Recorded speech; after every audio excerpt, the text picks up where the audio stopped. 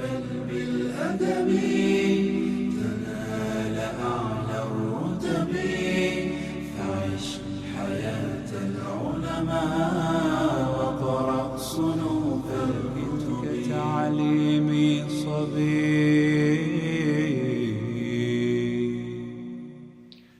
بسم الله الرحمن الرحيم. الحمد لله رب العالمين، والصلاة والسلام على أشرف الأنبياء والمرسلين سيدنا وحبيبنا ومولانا محمد وعلى آله وأصحابه أجمعين. أما بعد، السلام عليكم ورحمة الله وبركاته. Hurmatly musulman bir tuğanlar, bizden gezekteki tefsir savabız buyursa, bugün biz sizler menen Zelzele Suresi'nin tefsirine toxtalabız inşallah. Biz buğa çeyin Bayyina Suresi'nin tefsirine toxtalgamız. Kur'an'da atalgan sürelerden biri bu Zelzele Suresi dep atalat. Kur'an'dagi tertibi boyunca 99. süre. İbn Abbas jana Mujahid jana Vaqiaten aytışı boyunca bu süre Mekke sürelerinden dep eseptelenip, bu süreni Medaniye süresi dep de eseptegen alımlar var. Emi bu süre 8 ayattan turat. Bu sürede 36 söz var. Jana 155 tamga kamtılgan. Emi Zelzele suresi menen özüne çeyinki sürenin kanday baylanışı var deyip turgan bolsok, eki sürede teң жақшылық жана жамандык тууралуу баяндаlat. Мындан сырткары момундар менен капырлар темасын ичине камтып келет. Biz buğa çeyin Bayyina süresinde iki top turasında aytkanбыз. Emi sürenin atalışı jana mazmunu. Zelzele süresi öz atalışının birinci ayatta bayandalgan zelzele şey olgusu zilzile sözünden alat. Bu sürede kıyamat kayım kelgendegi kebir belgiler, okuyalar jana malumatlar tuuralуу söz bolot. Zelzele süresi arkылуу biz göz azdыбызга şunday bir kıyamatты elestetsek daha bolot. Aytor Zelzele süresi her bir insaniyatga kıyamat kayımdı eskertip jatat. Zelzele süresinin faziletine toktula turgan bolsok, Ubay ibn Ka'b radıyallahu anh rivayet kılgan hadiste Peygamberimiz sallallahu aleyhi ve sellem özünün kutlu hadisinde mınday: kimdegim Zelzele süresini okugan bolsa, Bakara süresinin okuganday soğuk ve bolat deydi.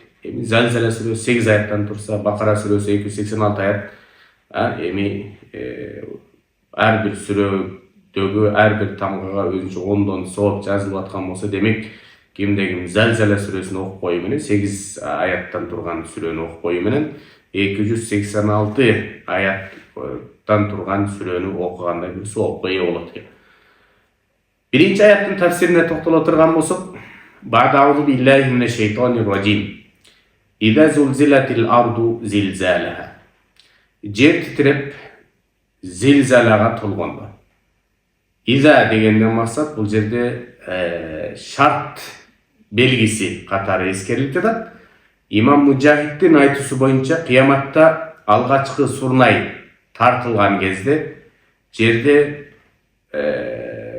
çoң zilzala bolup, katуу silkinip, dal ошол учурда тоо таштар ордунан козголуп, жылып, көчүп кетет. Жер болсо өзүнүн койнунда көмүлүп жаткан өлүктөрдүн бирин калтырбай сыртка серпип салат дейт. Ошентип жер тептегиз абалга келет. Ал эми экинчи жолу сурнай тартылганда кабырлардан чыгарылган өлүктөр кайрадан тирилип, Аллах Таалага эсеп кысап бермекке махшар майданына көздөй агылат. Эсеп кысап учурунда жер тилге кирип, пенделерге күбөлүк өтөт.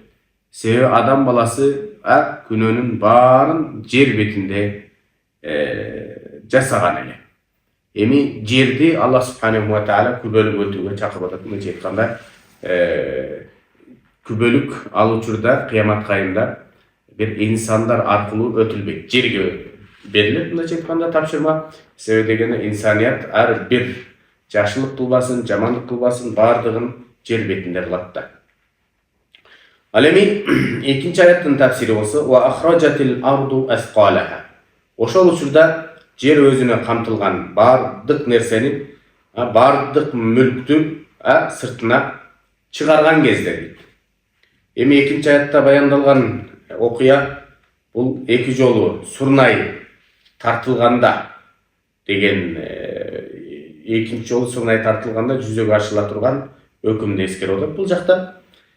Андан кийинки үчүнчү аяттын tafsiрине токтоло турган болсок, ва қалал инсану ма лаха. Эми жер ичиндеги бардык нерсени сыртка чыгарып салганда инсандардын бардыгы таң калуу менен карайт. Бул жерде ва қалал инсану ма лаха дегенде максат ал инсан деп келип атат, ал исмул джинс. Бардык инсаният таң калуу менен карашат.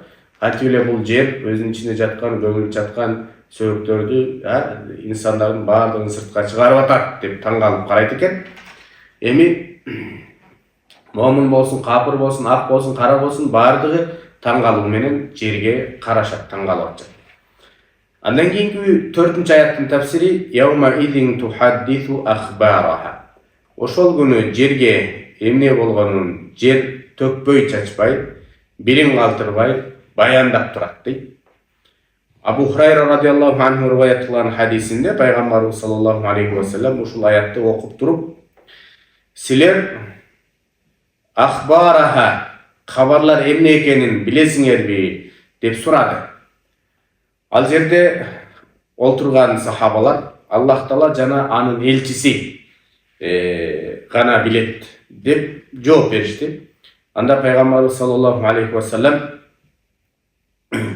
ахбараха дегенди бул жер силердин кылган ар бир амалыңарга күбөлүккө өтөт. Мындай айтканда ахбараха кабарлап турат. Эмне көргөн болсо, эмне кылган болсо инсаният бардыгын жер айтып кабарлап турат.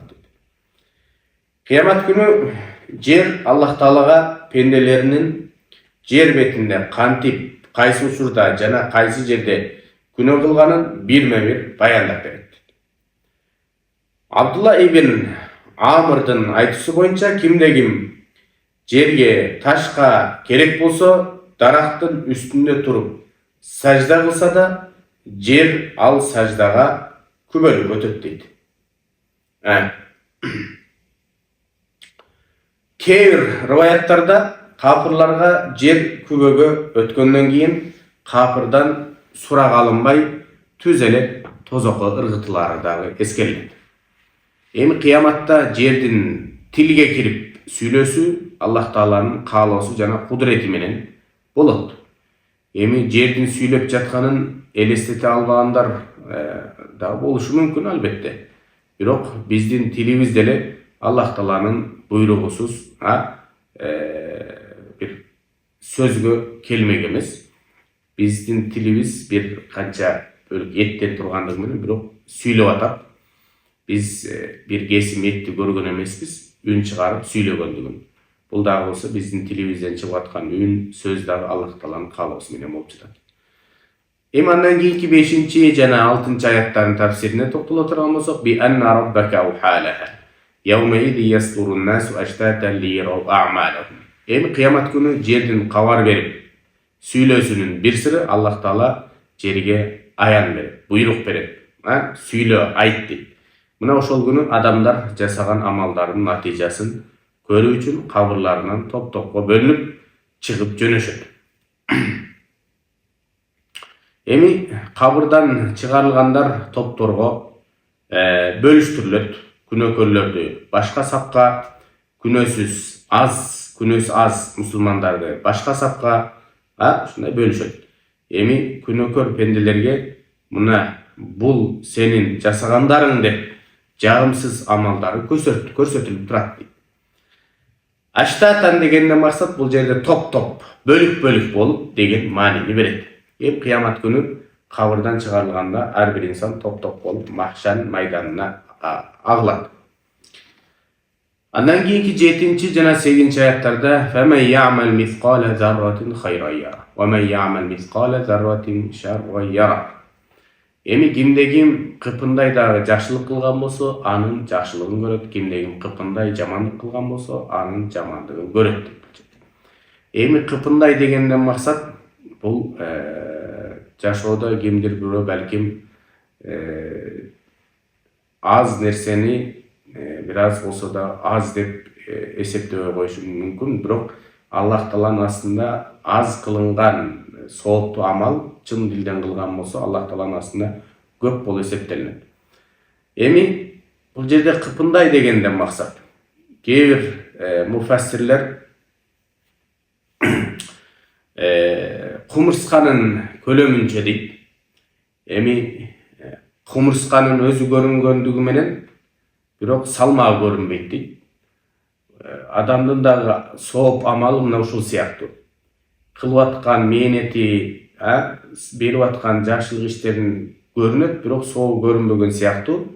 Акыретте мына ушул кумурска сыяктуу. Кумурсканы биз бул дүйнөдө көрөбүз, бирок салмагын көрбөйбүз, билинбейт, салмагы жок. Ошол сыяктуу эле. Акыретте да биз амалдарыбыздын сообун көрөбүз, бирок мээнетибиз кыйынчылык көрбөйбүз деп дагы муфассирлер баяндашат. Эми Абу Муса ал-Аш'аринин айтуусу боюнча кыямат күнү күн адамдардын үстүндө туруп күбөлүп өтөт дейт. Кимдин күнөөсү көп болсо, анын үстүнөн жылып кетет да. Жылып кетет дейт. Эми күнөөкөр кишини караңгылык каптап дагы калышы мүмкүн. Ал эми сообу көп пенделердин үстүнө нурун чачып, аларды да өзгөчө ушундай бир белгилеп турат дейт. Абу Айюб ал-Ансари радиаллаху анхунун айтуусу боюнча пайгамбарыбыз саллаллаху алейхи ва саллям менен Абу Бакр радиаллаху анху түшкү тамактанууда олтурганда ушул аят түшүрүлдү дейт. Ошондо пайгамбарыбыз саллаллаху алейхи ва саллям Абу Бакр радиаллаху анхудан колунан кармап минтип айткан. Кимдегин бул дүйнөдө жакшылык кылса, анын натыйжасын акыретте алат. Ал эми кимдегин жамандык кылса, бул дүйнөдө оорулар менен сыналат. Кимдин кыпындай жакшылыгы болсо, ал жакшылык ошол ээсин бейишке жетелейт дейт. Мына биз ушул менен Зәлзәлә сүрөсүнүн тафсирине токтолуп алдык, урматтуу жамаат. Иншалла биз эмки сабактардан буйруса Адият сүрөсүнүн тафсирине токтолобуз. Аллах субханаху ва тааля баарыбызга пайдалуу илим берген болсун. Аллахым баарыбызды өзүнүн бейишине киргизип, тозогунан сактаган болсун. Ва ахиру дa'wana anil hamdulillahi rabbil alamin. Ассаламу алейкум ва рахматуллахи ва баракатуh. حياة العلماء وقرأ صنوف الكتب.